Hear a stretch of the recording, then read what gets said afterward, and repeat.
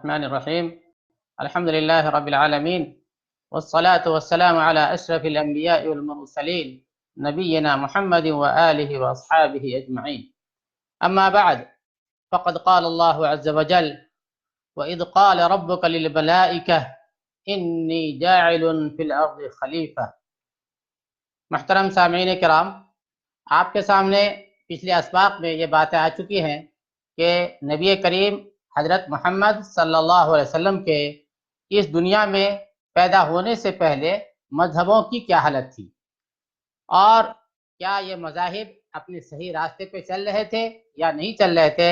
اس بارے میں آپ کے سامنے کچھ تفصیلات پچھلے اسباق میں پیش کیے گئے، جیسے عیسائی مذہب، یہودی مذہب اور مجوسی مذہب کے بارے میں آپ کے سامنے یہ باتیں آئی کہ یہ سارے دھرم مذاہب جو تھے، یہ سارے دھرم اللہ کے ایک اللہ کی عبادت سے ہٹ گئے تھے اور سب جو ہے شرک میں مبتلا ہو چکے تھے. یعنی اللہ نے یہ زمین و آسمان کو بنایا تھا اپنی عبادت کے لیے، خالص صرف اللہ نے اپنی عبادت کے لیے زمین و آسمان کو بنایا تھا. لیکن ہوا یہ کہ گزرتے وقت کے ساتھ ساتھ لوگوں نے خالق کو بھلا دیے اور مخلوق کی عبادت کو اپنی زندگی میں شامل کر لی. تو آج جو ہے ہم آپ کے سامنے بدھ دھرم کے بارے میں کچھ مختصر سی باتیں پیش کریں گے کہ حضرت محمد صلی اللہ علیہ وسلم کے جنم کے سمے اس دھرم کی کیا حالت تھی. کیا یہ دھرم توحید پہ قائم تھی؟ کیا یہ دھرم ایک اللہ کی عبادت کی بات کرتی تھی یا نہیں؟ تو خلاصہ تو یہی ہے کہ یہ دھرم بھی شرک میں مبتلا تھی اور یہ دھرم بھی اللہ کی عبادت سے دور تھی، بلکہ اس دھرم میں تو اللہ کا تصور بھی بہت مشکل سے ملتا ہے. لیکن تو چند باتیں آپ کے سامنے آج کے سبق میں ہم پیش کرنے کی کوشش کریں. تو بدھ مذہب جو ہندوستان اور وسط ایشیا میں پھیلا ہوا تھا، وہ بھی ایک ایسے بت پرستانہ مذہب میں تبدیل ہو چکا تھا کہ بت اس کے ساتھ ساتھ چلتے تھے. جہاں اس کا قافلہ کا پڑاؤ ہوتا، وہاں گوتم بدھ کی مورتی نصب کر دی جاتی.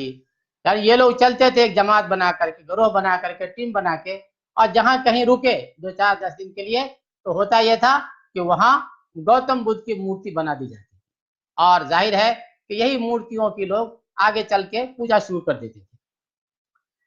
اصحاب فکر و نظر کو اس مذہب اور اس کے بانی کے بارے میں ابھی تک یہ پتہ نہیں چل سکا کہ آسمان و زمین اور خود انسان کے خالق خدا کے وجود پر بھی ان کا عقیدہ و ایمان تھا یا نہیں.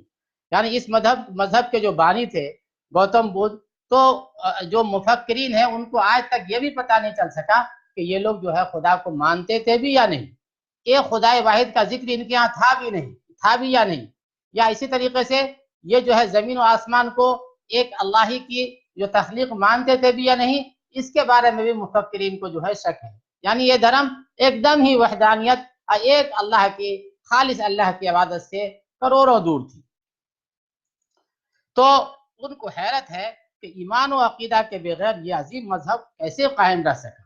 یعنی نہ اللہ پہ ان کا اعتماد ہے، نہ اللہ پہ ان کا یقینت بھروسہ ہے، لیکن پھر بھی یہ مذہب ایک زمانے تک جو ہے دنیا میں اس کا بڑا چرچا رہا اور اس کے بہت زیادہ لوگ ماننے والے تھے.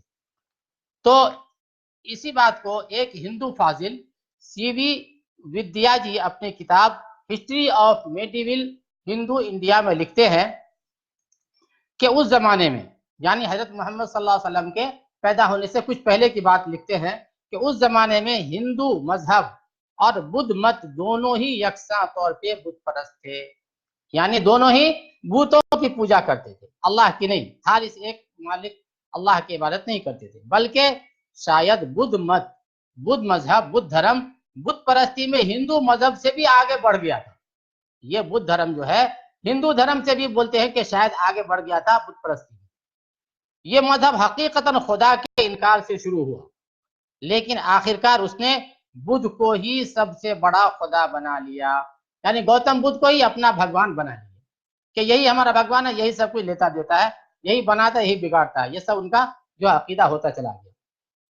بعد میں اور دوسرے خداؤں مثلا بدھسٹوں کا اضافہ ہوتا گیا.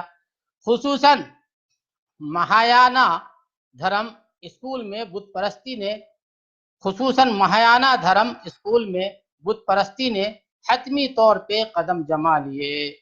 ہندوستان میں اسے اس قدر عروج حاصل ہوا کہ بعض پوروی زبانوں میں بدھ کو بت ہی سمجھا جانے لگا. یعنی یہ سننے میں بھی ایک ہی جیسا، بدھ اور بت جو ہے ایک دم قریب قریب ہے، سننے میں بولنے میں لگتا ہے کہ بدھ اور بت میں کوئی تھوڑا ہی سا فرق ہے. تو نوبت یہاں تک آ گئی کہ لوگ جو ہے بدھ کو، گوتم بدھ کو ہی بھگوان بنا لیے، ان کی مورتیوں ہی کی پوجا شروع کر دیے. تو بتانا یہ ہے کہ یہ مذہب بھی جو ہے توحید سے دور تھا، یہ مذہب بھی ایک اللہ کی عبادت سے کروڑوں دور تھا، جبکہ اللہ نے زمین بنایا تھا اپنی عبادت کے. اللہ نے یہ دھرتی، یہ سنسار، یہ آسمان، یہ چاند، یہ سورج، یہ انسان اور سارے جمادات جو بھی کچھ ہے سب کو بنایا تھا اس لیے کہ صرف اس کی عبادت ہو. جیسا کہ اللہ نے فرمایا وَمَا خَلَقْتُ الْجِنَّ وَالْإِنسَ إِلَّا لِيَعْبُدُونَ، کہ میں نے زمین و آسمان کو صرف اپنی عبادت کے لیے پیدا کیا ہے.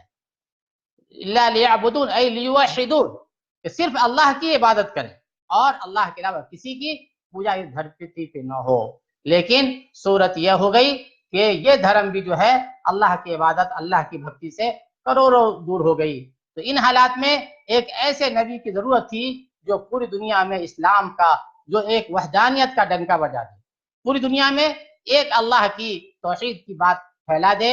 اور اللہ جس نے دھرتی کو اسی لیے بنایا ہے، زمین و آسمان کو اسی لیے بنایا تھا، وہ جو ہے اسی مقصد میں لگ جائے اور جو ہے اللہ کا دین اسلام اور توحید جو ہے دنیا میں لوگوں کو دلوں میں داخل ہو جائے. تو حضرت محمد صلی اللہ علیہ وسلم کے آنے کا ایک مین کارن یہی تھا کہ ایک اللہ کی وحدانیت کا پوری دنیا میں چرچا ہو جائے، ہر کوئی صرف اللہ کی عبادت میں لگ جائے اور شرک اور بدعات اور دیگر خرافات سے بچ جائے.